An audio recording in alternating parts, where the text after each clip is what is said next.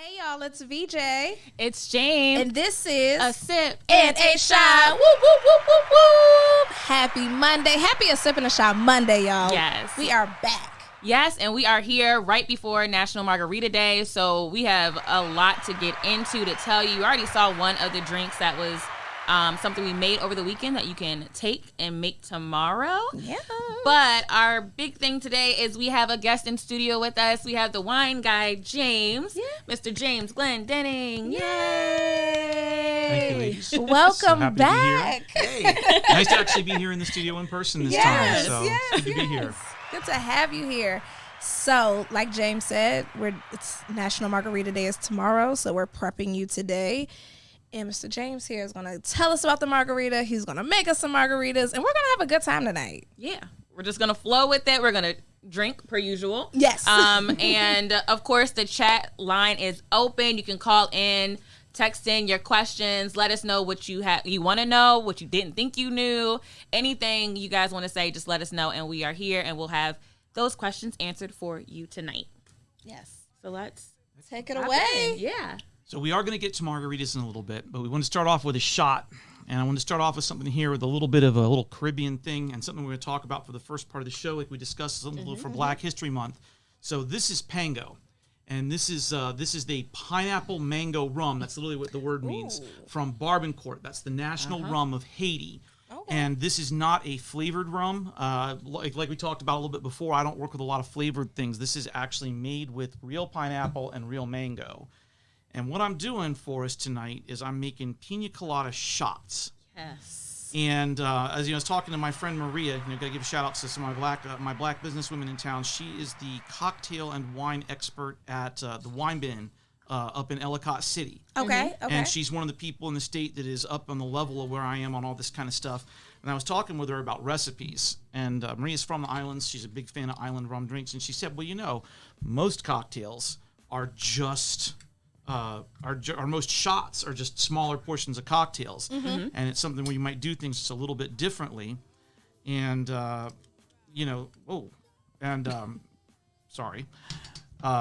we got, so what we're doing here. Sorry, my Coco Lopez I forgot to bring a spoon for us, so I'm going to scoop this out with a knife. So normally, there we go. Normally, with a pina colada, you would use fresh pineapple juice, but in this case, a lot of times when you're doing shots, you're doing something that's a little bit sweeter, and this would be something where you're doing something quick and easy. So I'm doing kind of the quick and dirty version here by taking the pineapple mango rum and the coconut essence from Coco Lopez, because this is not something where you're going to go as fruity as doing like with the juice and everything. Yeah. So just taking those and shaking them over ice and give a little strain. I'm so excited. It's nice also, like, having a drink made for us. Having to do all the work yourself. Yeah. Take it away. We'll taste it. Yeah, and I texted my friends, I was telling them earlier, thank you, that when we went to Atlanta, in the liquor store they had Pango, and my friend was like, I need to buy multiple bottles for my family. She's Haitian. And then it was a matter of trying to find it up here. And she'll drive all the way out to Bowie from D.C. to go to the one liquor store that I know has it. I think Crescent. That's my guy Sean's store. The owner there is a real good friend of mine. But we do have it widely available all over Maryland. It's also in D.C. And we have it at, I know you can get it at Potomac Wine and Spirits over on M Street in Georgetown. I've been there before. You've got it with my guys at Georgia Avenue Liquors and Morris Miller Liquors, which are both right on Georgia Avenue. As you're coming into Silver Spring, they've both got it. Okay. One for you if you want to. We're getting the producer out of on his cheat day today. Here we go. So. Little pina colada shot, ladies. Yeah, let's do our cheers. So we do cheers to the good, cheers to the bad, cheers to all the things we wish we had. Clink, clink, clink.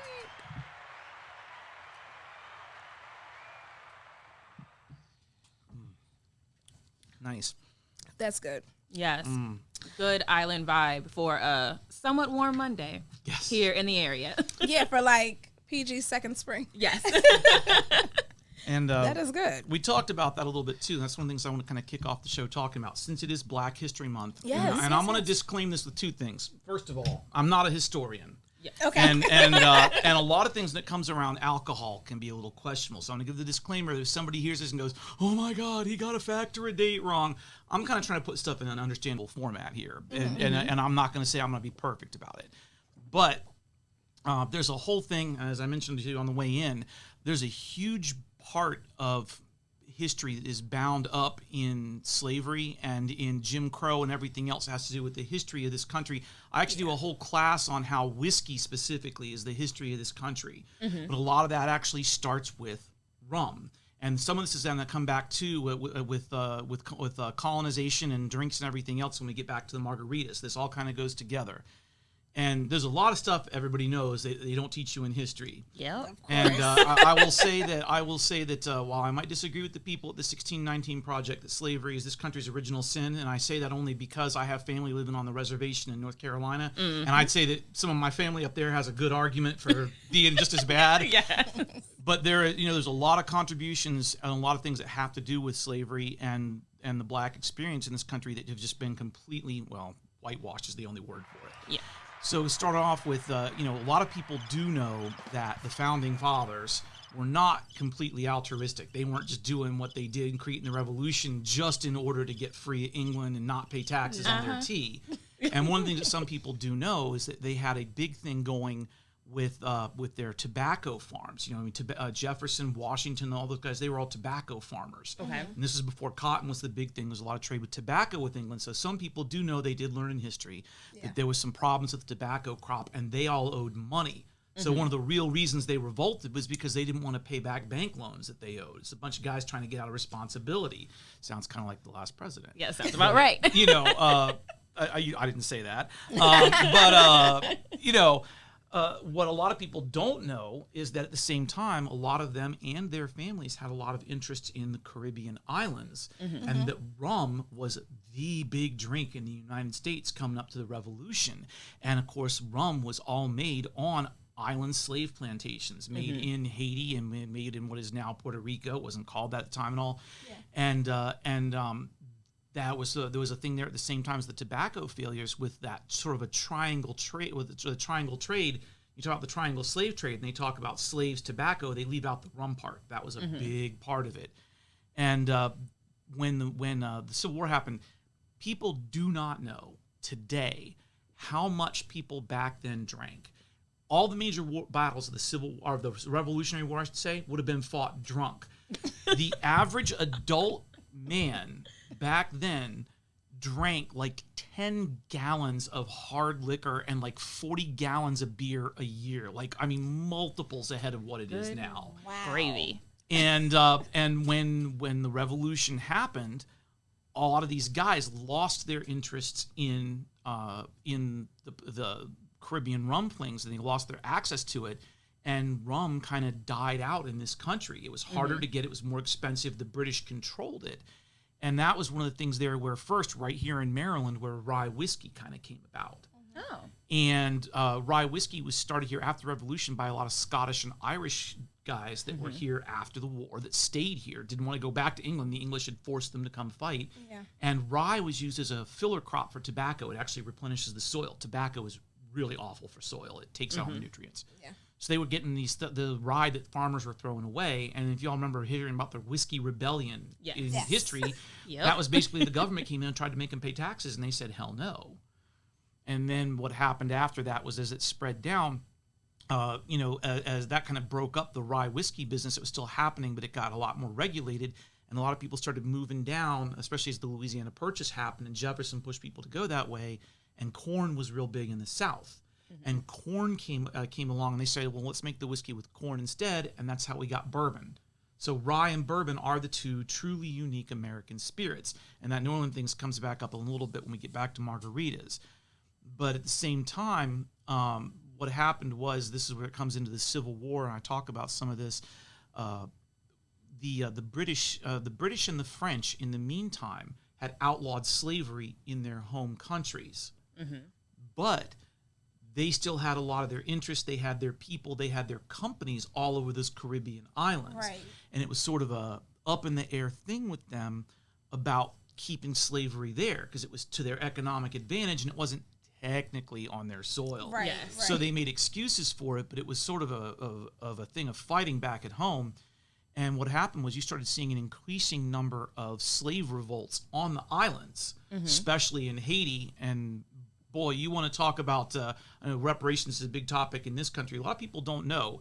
In Haiti, the Haitian people successfully threw off the colonizing, oppressing French. And the French have been making them pay back over like 100 years of reparations for throwing them off the island. And basically said, all right, we'll let you go. We'll let you have your island. But we'll come back and we'll blow your island to hell and kill everybody on it unless you pay us back all this money. Right now, because everybody knows Haiti's had a lot of trouble. That island, they're the poorest country in this hemisphere. They're one of the poorest countries in the world. Adjusted for today's money, the reparations that the French forced the Haitians to pay back at gunpoint for throwing off the yoke of slavery from the French colonizers would come out to something like $45 billion in today's money. That's insane. They could literally house, clothe, electrify, and educate the entire country with money left over for like another decade for what France owes the people. Wow. And Barbancourt is one of the things that survived, and one of the funny things about that is it is a French family because the people there didn't have it, but they are dedicated to it. I think I mentioned to you ladies before. I've got a big place in my heart for Haiti. Is my father's mother spent part of her time growing up. Her family was military, and she spent part of her time growing up in Haiti, and that was very special to her. So I grew up with Haitian food, Haitian culture. My grandmother and my grandfather used to go to visit Haiti. They bring me back toys. So I still like little hand carved toys on they brought me. Okay. So I got to give another shout out to my friends. Don Berto at Port-au-Prince Haitian Cuisine in Silver Spring, right at Georgia Avenue in Eastern, just on Maryland side there.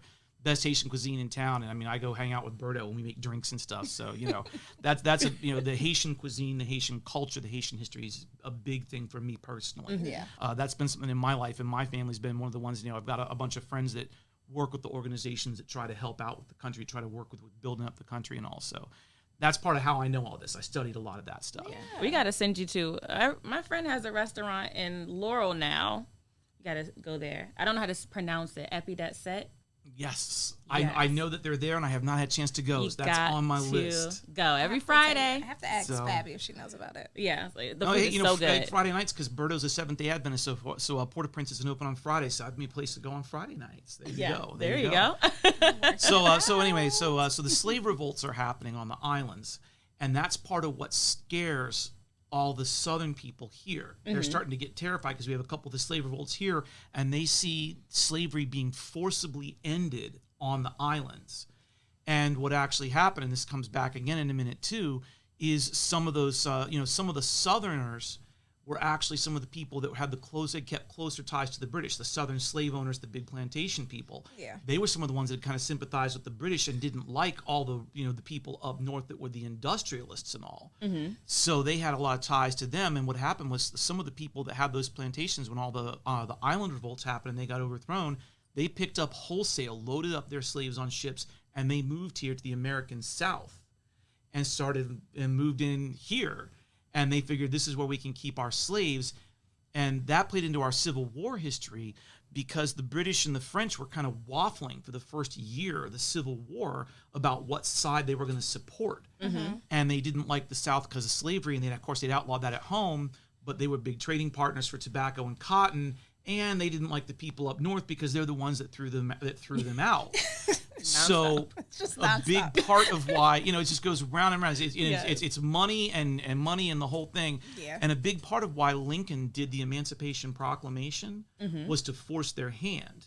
Once he did that and he put the Emancipation Proclamation through and said, okay, the slaves are free in the southern states now. Now the British and the French are sitting there going, oh, damn, because we made this big deal about how we don't like slavery. We freed all our slaves at home. We didn't want to talk about all the slaves on the island. Now, if we support them, it's going to look like we're pushing back to slavery. That's going to make all us politicians look bad here at home when we're trying to say we're the good guys. Yes. And that really pushed the British and the French It's like a woosah to not moment. support it. And like I said, I mean, you can go and look all this up. Yeah, no, I've read about it. You know, they don't teach you this in the history books. You Not know? at all. And the other big thing that happened there was when they brought those over, of course, you know, who was running all the big rum factories? The slaves. Of course. So this is all happened at the same time as bourbon is coming up big. And what happened was a lot of the guys that were actually making the bourbon early on were those slaves from the islands that had been making the rum because they already knew how to run a distillery. And of course, the big incident there, and this is where a lot of people know about this, is that there was one man named Lem Motlow, whose name you might know, who met a slave that was a slave of a friend of his. Lem Motlow never owned slaves, but that man was a master bourbon distiller. And Lem got to know him a little bit before the Civil War.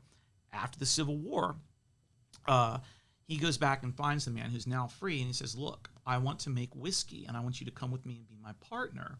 We're going to go build this whiskey place in Tennessee, and we're going to make this whiskey, and we're going to call it Jack Daniels. Yep. Boom, there you have it. It's like, and I will say, I mean, he actually treated the man as a partner. He paid him fairly, and they gave him credit. So from the time that Jack Daniels was founded in the 1870s up until the 1920s, roughly, all the pictures at Jack Daniels, all their publicity credited the man who actually wrote the recipes and did everything. And then Jim Crow happened. Birth of a Nation came out. The KKK came back up. And Jack Daniels said, oh, man, we can't be a whiskey company in Tennessee selling to people in the South and have a black man's face all over the place. Absolutely. And they hid everything. Yeah. They took all the pictures down. They buried the history. Until a few years ago when a black lady historian came along and started researching this, tracked down the family of the man and everything, went back, and a lot of people at Jack Daniels didn't even know anymore. They'd been through so many changes, and of course the original family was gone. It was all corporate, and they're like, we're gonna dig this up. They found the original pictures in the archives. They put it back, and she said, we want to go and make a whiskey to the original recipe. Yes. And the Jack Daniels people were like, oh, let us make this for you. She said, no. We want to do our own thing so that the money and the profits go to the family of the original people. Yeah. That's where Uncle Nearest Whiskey comes from. Yeah. And that's the whole thing with the Uncle Nearest Whiskey. And the Jack Daniels people, I will say, they did go back. They have admitted what they did. I remember they have that. apologized. They put the pictures back up. Yep. But a lot of other people still haven't, and that history is still there. And it was only because she forced their hands by going to the media with this. So this is a whole thing here. Like I said, you got that history from going way back, and a lot of rich people, a lot of colonization, a lot of stuff going on with slavery, a lot of politics around white people making money and hiding the history. And in the meantime, here we go. The creation all comes back. Yeah. So before we keep going, you guys, we see you in the chat room, so we're gonna read some of our chat room things, get some comments. Billy, you are dropping knowledge. You definitely are, because this is a lot of things that we don't know. But what is the name of the drink that we had today? So the shot that we had, that's just a variation on a pina colada. Okay. I was calling it a pina colada shot. Yep. Okay. And that was just the Pango rum. So if you're doing a full formal pina colada, you would take the coconut milk and you would use usually a dark rum, maybe use some pineapple juice, maybe use a little bit of mango juice. With this, I'm using the pineapple mango rum and the milk just to do a quick sweet shooter. Yes. So if you're making the full drink, it's going to have more juice in it. It's going to be a little sweeter. This is just nice and balanced. You can actually see too. It is very balanced. When you do this, it actually gets the float going. It'll separate out. So I just like to shake it to get that firmer mix, but it's cool because when you drink it that way, you'll hit the rum will actually come out and mix through a little bit when you do the mix. Okay. We'll get a picture for you guys. Thomas said this drink is history. This is how things get made. They don't just spring up out of nowhere. Thank you, Thomas. This is deep and definitely knowledge I didn't know I needed. Same. Yeah, every time. Definitely learned something new tonight. We said, listen, you never know what you're going to get on a sip and a shot. We'll teach you something. You'll have a couple laughs. The chat rolls. If we missed you, we'll catch you next time. Type in again. Just keep flooding the chat. We love it. But I will say we probably need to pay some bills and run a couple of commercials. Yes. And then we'll be right back with the wine guy James and maybe margaritas now. I see the limes twisting. So we'll be back on a Sip and a Shot on Plugged In Radio Network. Hey y'all, it's VJ. It's James. And this is A Sip and a Shot. And we are back with our guest today, the wine guy, Mr. James Glendinning. We are celebrating Black History Month, and we are learning a lot about liquors and the history of rum and bourbon and Jack Daniels, if you missed that first part, which is a great story there. Yep, Uncle Nearest. And tomorrow is National Margarita Day. So you saw in the video how to make our... I want to call it a sip and a shot margarita because it's our favorite one. But it's a skinny margarita. I was really like a simple margarita, a sugar margarita. I could not come up with a skinny margarita. I thought you were looking for like a cute name. No, I couldn't remember what it was. We had a lot of margaritas yesterday. We did. Oh my goodness. So in preparation for National Margarita Day, we went and looked for the best margarita in DC. Yeah. You'll get a good little show and preview of that tomorrow on National Margarita Day. Yep, and you could always give us your suggestions. It's a rough journey to take. Save it for May. Give us your suggestions in May. There it for is. Cinco de Mayo. But right now, we are gonna have a freshly made margarita. I think the original version. So we were talking about history in the last segment. Yes. And I got to say, this one I really have to kind of couch what I say. Because there are some things in liquor that we know. Like we know where vodka comes from. We know where the word comes from. We know where whiskey comes from. We know where the word comes from. There are some things we don't know. Nobody knows where the word rum comes from. Okay. That's when, like the style of liquor that we call rum originated in 6 or 7 different places around the world at almost exactly the same time, with places that had no contact with each other with the same name, and nobody's got a good explanation for that yet. And one of the things about that is the margarita. So what I will say there, and coming back to what we were talking about before, with a little bit of the history, when we were talking about how rum used to be the big thing. Yes. The other thing there was in Louisiana and in Mexico, including parts of what's now Texas, California, everything else, a lot of big drinks were originally based on brandy or cognac because the French and the Spanish were the colonizers there. Yeah. So cognac and brandy from home was the big thing with them rather than rum in most of what is the rest of the United States. And what happened was, when the French or the Spanish got kicked out one way or the other by, the French by us buying out Louisiana, the Spanish by the Mexican people saying we're sick of the colonizers and throwing them out, the brandy and the cognac went away and the drinks had to get adapted. So, for instance, the Sazerac, which was actually used to be a brand of cognac, that was the New Orleans cocktail, went from being a cognac-based cocktail to being a bourbon-based cocktail because bourbon was the thing that they had. Yeah. Now often made with rye instead because rye is a little drier. I personally like rye better than bourbon for cocktails because it's not so sweet. And if you're adding other sweet ingredients, But one of the big things there were a lot of drinks that were based on that, and one of the big ones in that part of the world were what they called daisies, what they called brandy daisies. Okay. Now we know, because we can track it back, that what we now call the margarita started out, and the first recipe written down for it was in 1876. So it was called a brandy daisy. It would be basically what we consider a margarita, but with brandy. Okay. But then the Spanish got their butts kicked out largely, and they started going away. Brandy became less of a thing, and tequila started getting really big there. And this is where it gets really murky. Okay. A bunch of different people claim to have invented margaritas. There's a bunch of different timelines and all. Most of them trace back to Baja, Mexico. Okay. And one of the big things about Baja, Mexico is that's where you get Damiana. Damiana guayakara. So that is an herb. I'm going to open this up and let you ladies smell this. Yes. This is a little sugary. The lid sticks sometimes on the liqueurs like this. If y'all ever have a bottle of liqueur at home, any kind of sweet liquor, and you're trying to take the lid off, or especially if it's one of the cork finished and it's stuck, don't try to force it off. You will break the lid or snap off the cork. Run some hot water out of your tap, soak it under the hot water, and get it out of there. You break it. Y'all smell that. It smells a little bit like chamomile. And that grows in a few places in the Southwest, but most of it grows Smells really good. In Baja, Mexico, and especially on that Baja Peninsula. And 5 of the 7 best claims to the original margarita come from Baja, Mexico. Yes. And a lot of people down there claim that it's tied to this. Other people say different things, like you wouldn't even know where the name came from. There's a half a dozen celebrities from back in the day that are tied to it. But what we do know is there was a cocktail recipe book published in 1936 that had a drink called a picador. And the picador recipe is what we would now call a margarita complete with the Cointreau triple sec type liqueur. Okay. And that was in 1937. The first mention of a margarita cocktail was 1 year before that in a newspaper out of Iowa, where one of the people from Iowa had been on vacation in Acapulco and mentioned that cocktail. But bars down there were serving it a long time before that.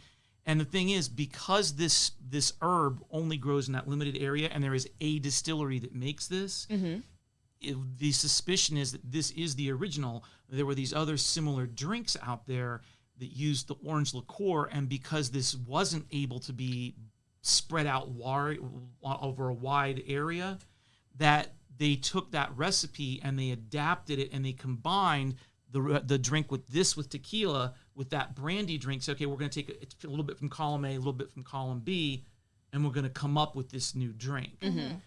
That was really, really common back in the old days of cocktails. For instance, so we know that we have the Manhattan cocktail, which was the second big American whiskey cocktail after the Sazerac. And from that, back in the day, what they used to do is they would swap one ingredient and change the name just a little bit. Okay. So there's a species of gin back then called Old Tom that's just coming back. And that's an American style of gin. A little bit sweeter, a little bit less juniper, and barrel-aged. So they took the Manhattan, they took out whiskey, and they put in Old Tom gin, and they called it a Martinez. Okay. Then when Old Tom gin got hard to find, especially around Prohibition, they started using just regular London dry style gin, and they changed the name to Martini. Yep. So that's where the name kind of comes from.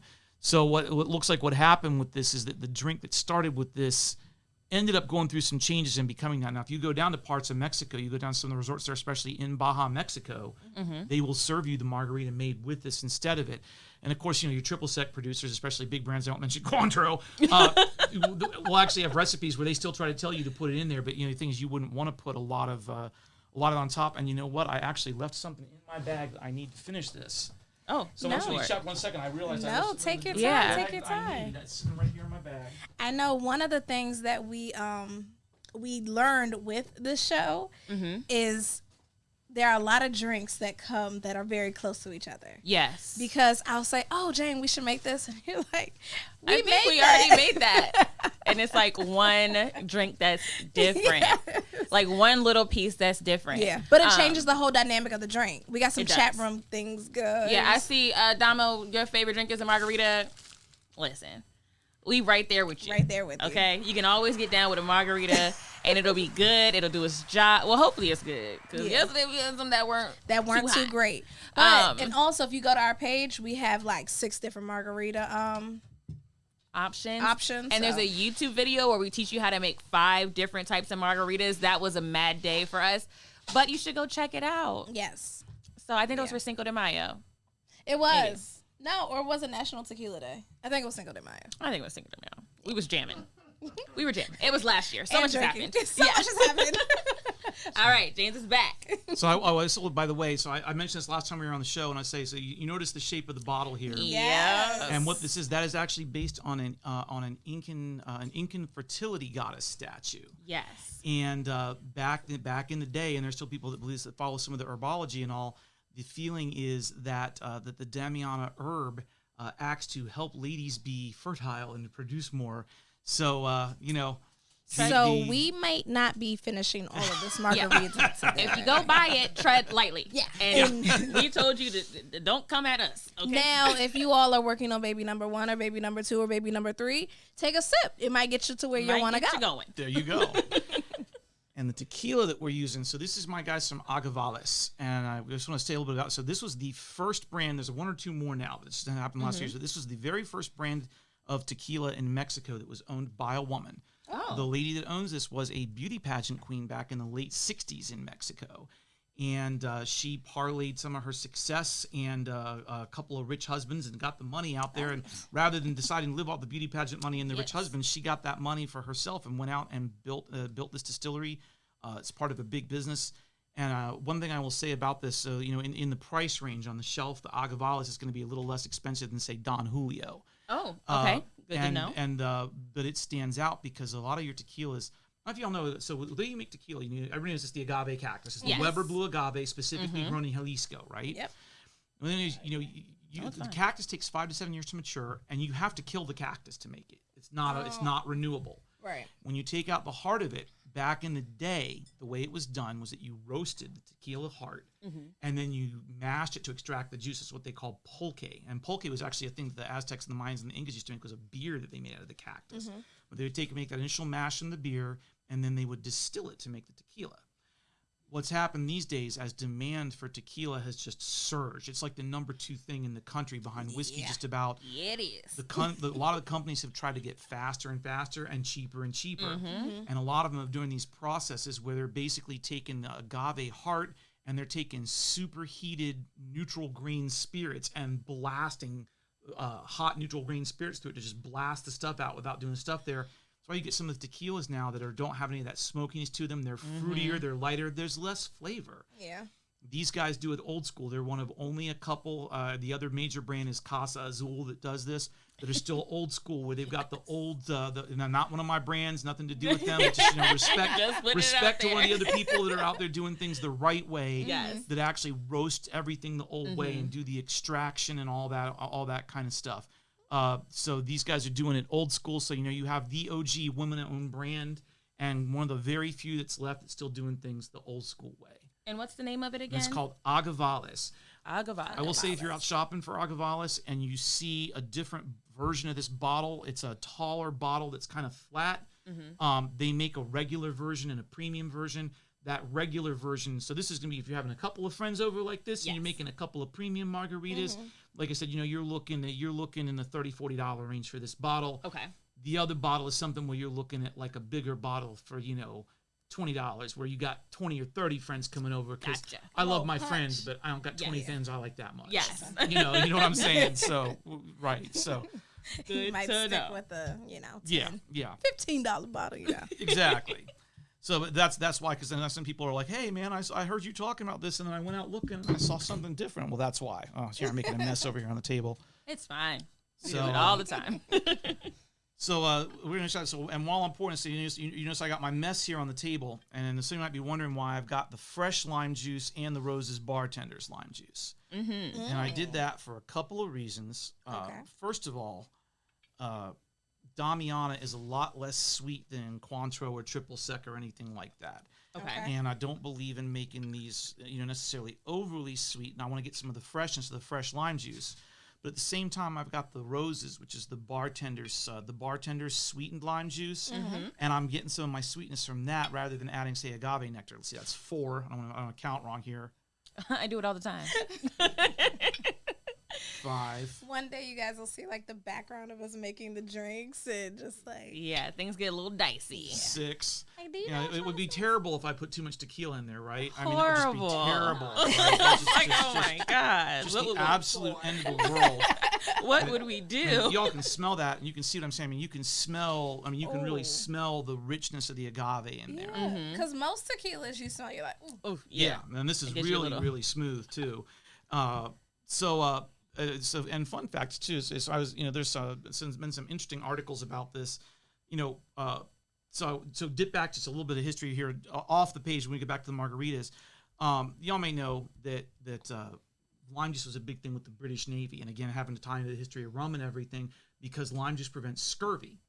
Fun fact, folks, a lot of things that are associated with alcohol are actually about malnutrition. Like you always hear about cirrhosis of the liver. Yep. Cirrhosis doesn't come from drinking. Cirrhosis comes from letting yourself fill up on empty calories, not feeling hungry because you're drinking, and you get malnourished. So if you keep a healthy diet, your drinks aren't going to hurt you.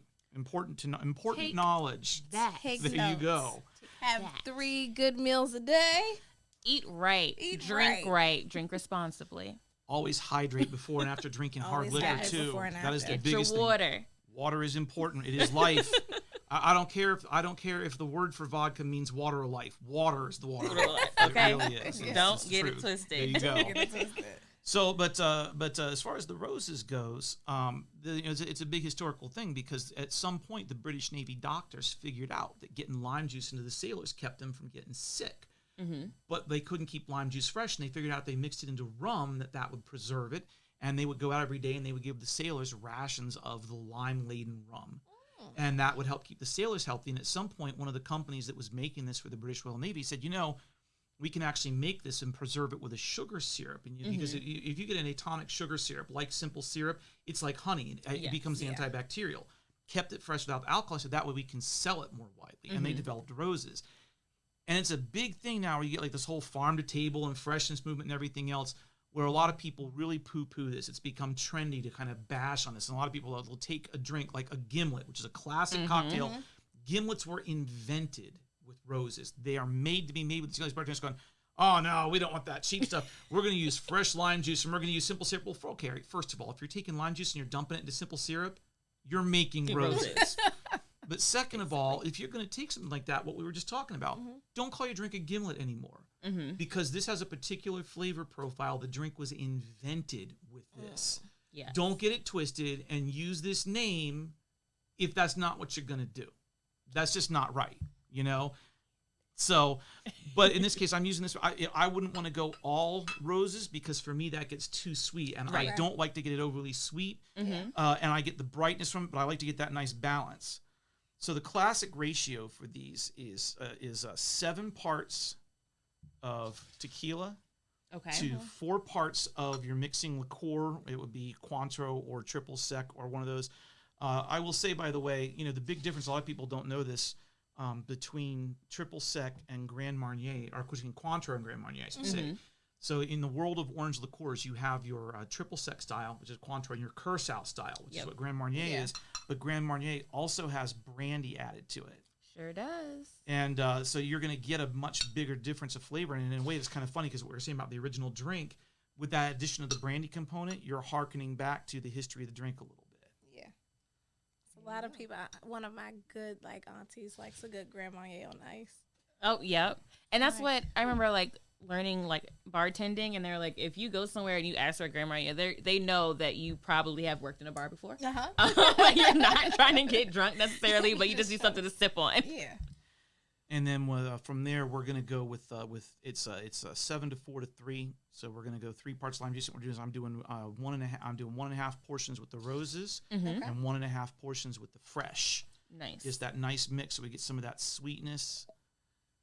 Not too much. We get that freshness, and we get the good blend. Yeah. You know, I always like to play around with cocktails, and it's just there's so many variations. I mean, I'll sit around my house, which, you know, more liquor than you can shake a stick at my house. And just like, on the background.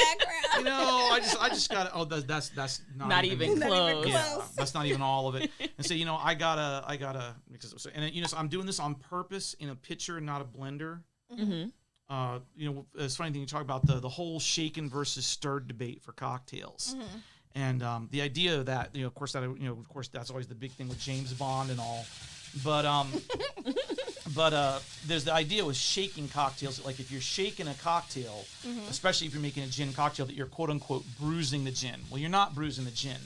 But what is happening, and funnily enough, if you follow Ian Fleming, I know this because I'm a liquor trivia geek, is that the real reason why James Bond had his martinis shaken is what shaking your martinis actually does is it melts the ice faster and dilutes your drink.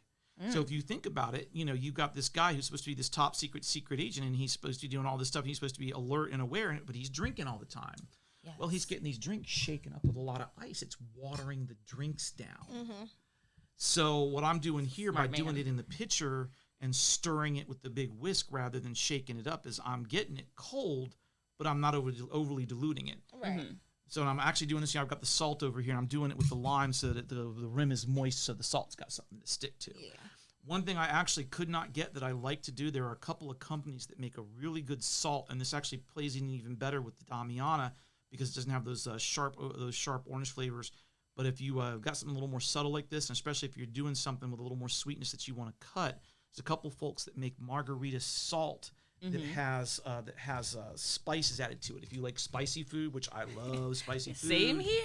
And they got the margarita salt that's got the spice added to it. The other cool thing about that is if you do this and you've got it left over, you can do the next morning after your party when you get up and eat a little hair of the dog, is you can do Micheladas. Yes. Either with or without alcohol, and you got that salt lying around, you got that spicy salt right there to do the Micheladas. So. Yeah. That's a fun fact. I learned how to make one at a party. I was bartending. They came up with all the stuff, and they're like, you know how to make a Michelada? And I was like, I have no idea what you're asking for. Figure it out. But then I became a pro. They was lined up at the bar, ready for the girl. You know, yesterday when we were trying margaritas, a restaurant had like a foam as a topping, Yeah, it was like a salt water foam. foam. It was very different.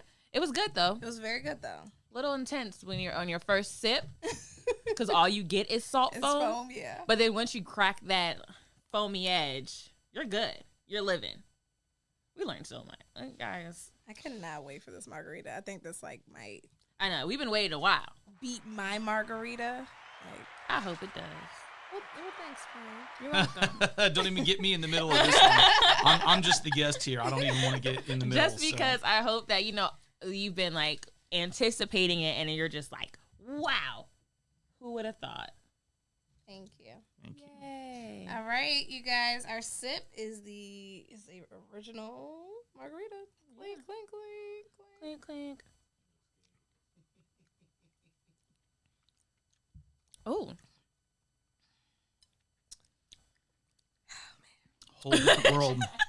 This is hard for me, guys. Because I love my margarita. This is really good. It's a whole different thing. You know It's what? a whole different flavor. You know what? It is. I completely forgot. I was gonna ask about the bitter sitting up there. I completely forgot, and we're going to dress your drink up fresh. So this is the bitter. This is actually when you do this, and if you don't have this is actually orange bitters from my guys at the Bitter Truth. Love orange bitters.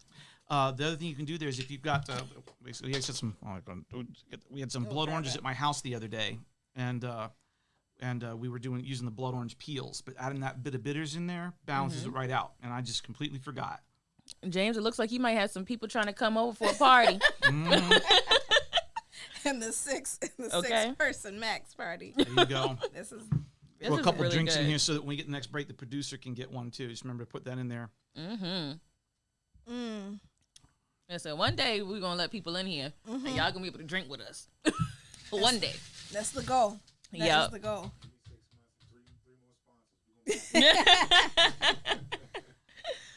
Oh my goodness, guys, this is so So where can they find Damiana? and the tequila. So the Yes. the tequila is widely available. This might be my favorite. I would say you can go. Actually, we're out of the Blanco. I just sold the last of it out. But that can find out. I will. Sorry. Here in Maryland, the Agavalis, the Damiana, and the Barbancourt Pango are all from a group I work with called Stefano Selections, and they also have the Agavalis and the Damiana in D.C. and Delaware. Okay. It's a different distributor. A different distributor has the Pango in D.C. and Delaware, but they are available in all three. I will say you can get the Damiana and the Pango. You can get at Total Wine in Laurel. I don't know about Towson.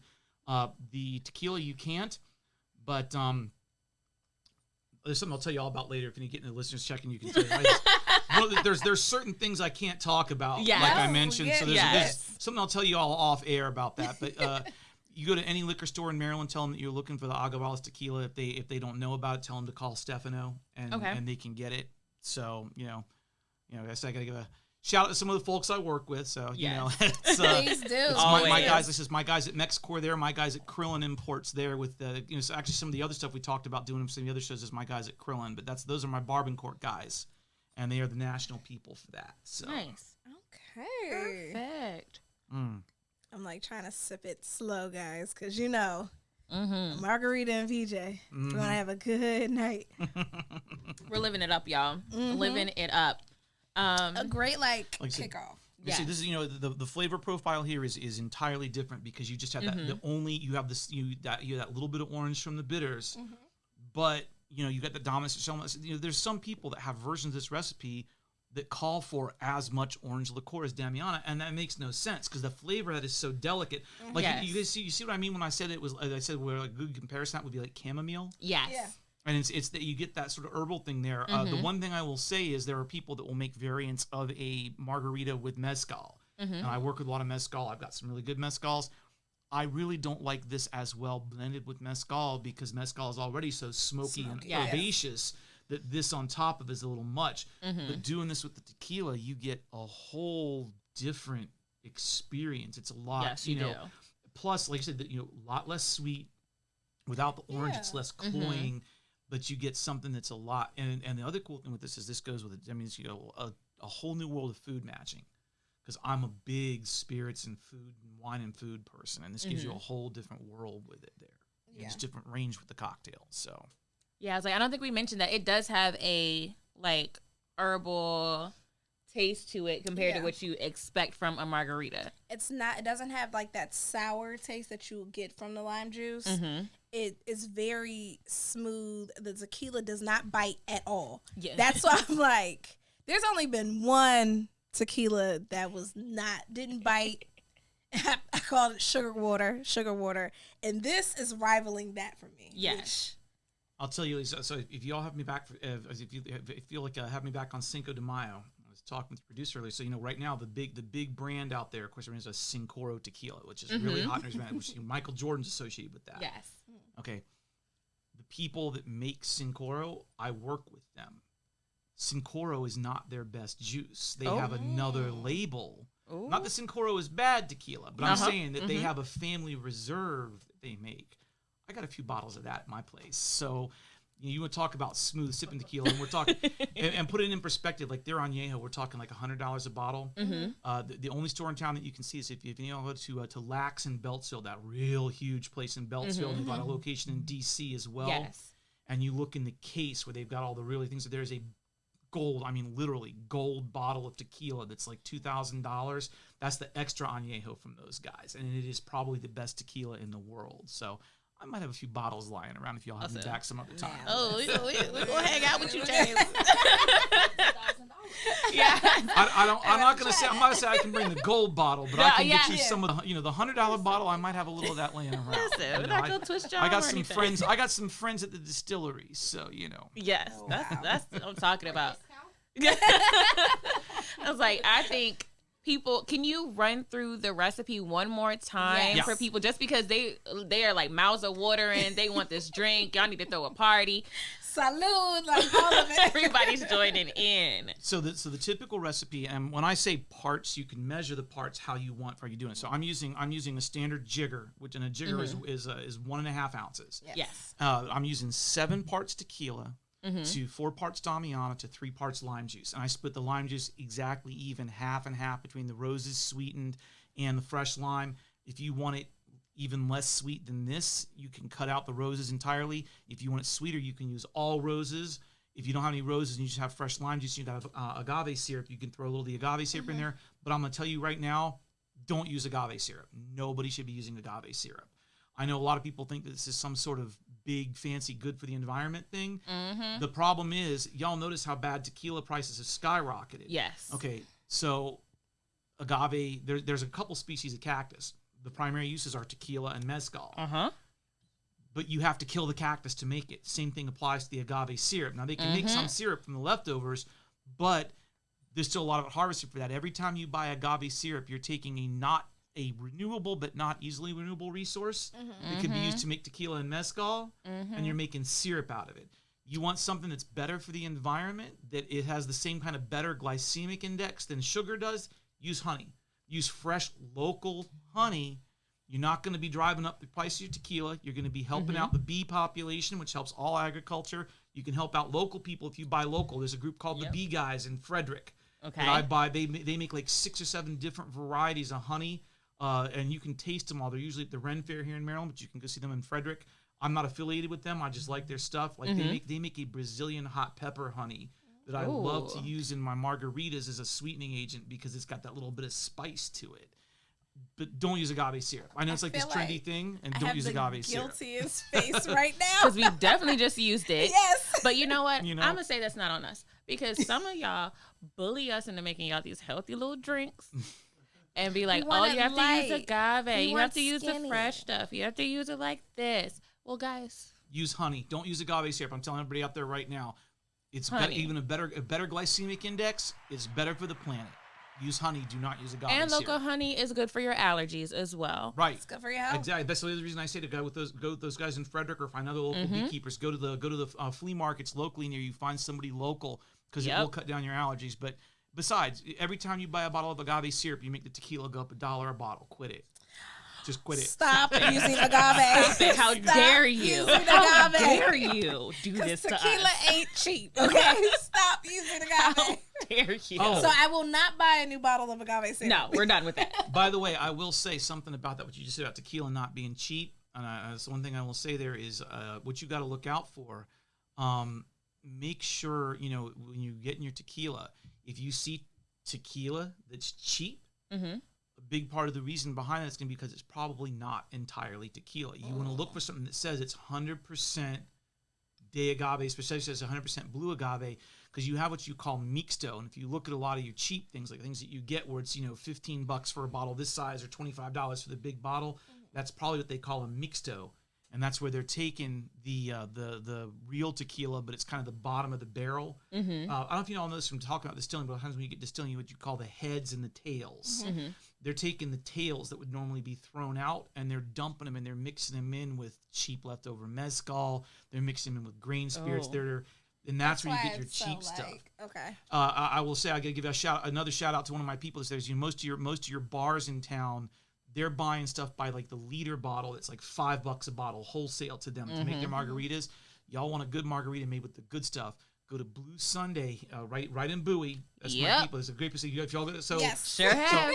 So y'all, their margaritas is a big deal. Yes. So I'll say right now. So the premium wells there. So that's all me. The rum, the vodka, and the tequila for their premium well program and their margarita program. That's my stuff. I went with them since they opened up. They spend about 2.5 times more than any other competitors in most of the state, much less the Bowie area, on buying better quality tequila for their margaritas. That's why their margaritas are so much better than anybody else's. Most bars are like, we're mixed it with margarita mix. Nobody's going to know. No. Nobody's going to care. They're, you want to find, and they're not the only ones. I'm just throwing them out because they're good supporters and they're good friends, and also a local black-owned business. Yes. So but support the people that are doing right by you.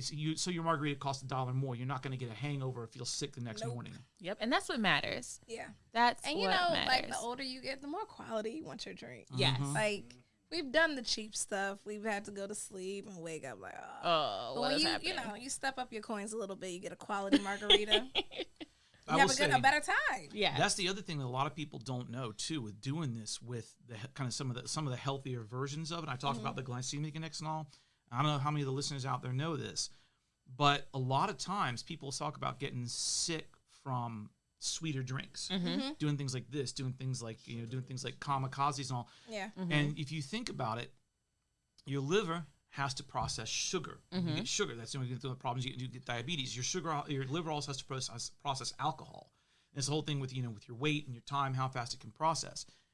Your liver can only do so much at once. It's a big filter system, basically. It can only do so much at once. If you do a whole bunch of sugary drinks, especially with processed sugar, which is what you're getting if you go to some place that's using pre-made mixes and everything, where it's all, corn syrup and cane sugar. If you do that and you're drinking a lot of those sweet drinks, especially not taking enough water, and you're getting alcohol on top of it, your liver is sitting here and going, well, I got all this sugar, I got all this alcohol. You go to bed, you wake up the next day, and you're like, oh, God, I still feel drunk. I got a hangover. I feel sick. That's what you did to yourself. You overloaded your liver. Stop that.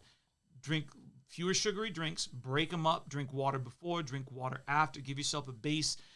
And, you're doing the detox this month. I'm over pointing at the producer over here. Give your body a break every now and then. Listen, it's an endemic problem in my business that a lot of people are alcoholics. Relax. And I try and take myself easy. And I mean, I make sure I give myself, I always give myself, if I've had drinks for a couple of days in a row, I make sure I take a day or two off. You got to give your body that break. You got to respect your body. Like I said, with the nutrition thing, take care of yourself and you can enjoy it more. See, funny thing, you only drink on what day? Monday. So you're fine. There you go. That's why I told her to relax. She goes, try to take it up. You got to bring it back down. Because we've been talking about doing a detox. Well, I've been talking about doing a detox myself. Yes. So, which is very hard to do with the show because I am drinking. I'm not going to leave you to your own whims to drink the alcohol, but their birthday is coming up, so we might have to have a conversation about it. You might have to seltzer water it up a little bit. Maybe we'll do some, low calorie, low carb. Yeah. Okay, so I know we are out of time, probably more than likely. It goes by so quick, guys. It does. We just ran out of time. Yes. Was there any last thing you wanted to add really quickly, James? If it's all right for me to throw out just 2 quick plugs for a couple people I'm working with. Sure. So, we're talking about hip hop and all earlier, or with the music for the show. In respect to P.D. Pablo and his song "Freak a Leak," and he says I gotta give a shout out to Seagram's Gin because I'm drinking it and they pay me to say it. It's my guys at Jaisalmer. It's one of the gin companies I'm working with. Great stuff. Okay. You check out some cool exotic gin if you like cocktails. The other thing there, and I've mentioned the ladies, talking again, Black History Month and Black-owned business. So I work with a lot of Black-owned companies. My guy Dennis McKinley is the only Black-owned cognac, Nyack Cognac. Dennis is going to be in town 2 weeks from now. I know the ladies got my links up. You find me on Instagram and Facebook. You need to come and meet Dennis, get some signed bottles, and fingers crossed when the trucks get here on time, we're going to have the Nyack Cognac. And I've got one thing to pour for you ladies while you do your outro. Yeah. So I teased last time, and I hate to be a tease, and I can't tell the audience yet, but I mentioned the last time ladies had me on the show that I've been at a work meeting, and we were trying some new spirits, and there was a new woman-owned bourbon brand that we're trying to get here into the state of Maryland. I cannot tell you the name, and I cannot show you this label because I'm being clumsy tonight. Because the contracts aren't signed, but I hate to be a tease and people are asking about it, so I thought I'd give the ladies a chance to try this brand new bourbon that has not launched large nationally, and I'm hoping that we get this in Maryland and I can tell people about it. So this is a new lady-owned bourbon coming out of Indiana that we are trying to get here into Maryland. Yes. So since I hate to tease, and people asking, people in the chat were asking when it's going to be here, I can't tell you, but hopefully soon. As soon as it is, he'll let us know. Yes. Thank you for having me on the show. Thank you. Thank you so much. Oh, that's good. That's really good. That's good. And that is an 86 proof and does not bite like it. At all. That's a smooth, you can slow sip on that.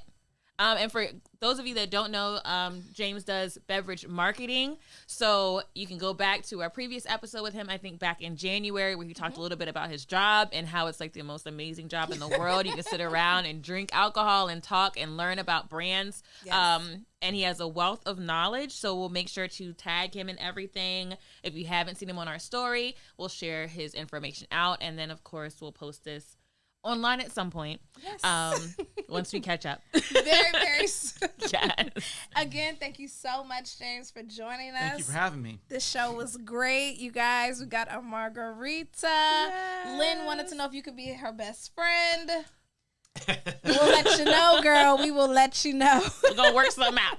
We're gonna try to help you out. Y'all come and find me. You come and find me when I'm working with my events with Dennis for Nyack next weekend. We're gonna be we are all over the state. We got Ellicott City, we got Baltimore City, we got Owings Mills, we are in Laurel. We are first time that we've been south with them. We're gonna be down in Charles County, down in Waldorf. Ooh. So we are all around. We're gonna be all around the state. You come and find me. You talk with me. I do private parties and events. I do cool stuff for people. So see y'all. There you go. Come and get to know me. I'm a nice guy. There you go. He's a nice guy. Thank you guys so much for joining us tonight. It's just a lot. It's just a lot going on. A lot of emotions. It's VJ. It's James. And this is A Sip and a Shot. Bye.